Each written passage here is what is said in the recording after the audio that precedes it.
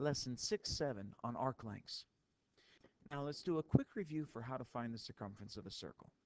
In the previous lesson, we talked about how to find a circumference when given the radius or the diameter. So for example, let's say that we're asked to find the circumference of a circle whose radius is 5 centimeters. Now we can do this just by taking the radius, multiplying by 2, and then by pi, just as we did the other day. Now the standard way is by actually approximating pi by using 3.14. So circumference of the circle will be 2 times 3.14 times 5, which equals 31.4 centimeters.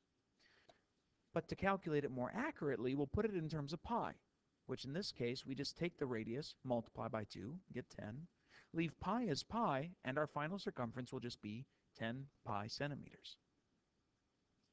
Now in today's lesson, we're asked to find arc lengths. And arc lengths are just fractions of a circle's circumference. So if you know how to find the circumference of a circle, then all we need to know is how to find that fraction of the circumference.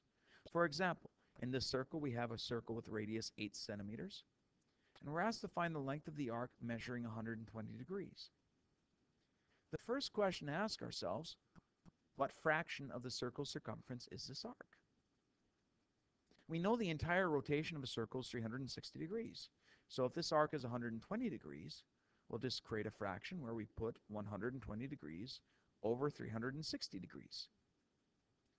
From that fraction, we can just reduce it by removing both, dividing both by 10. In fact, dividing also both by 12, and this fraction will reduce to 1/3.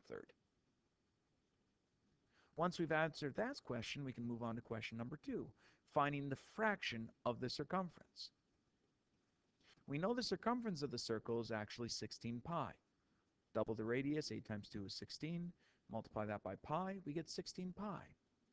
If the entire circumference is 16 pi, and we need to find 1/3 of that circumference, we can just multiply 1/3 times 16 pi. And keeping our answer in terms of pi, we'll take the circumference, multiply it by the fraction of the circle that this arc is, and we get a length that is 16 pi over 3 centimeters.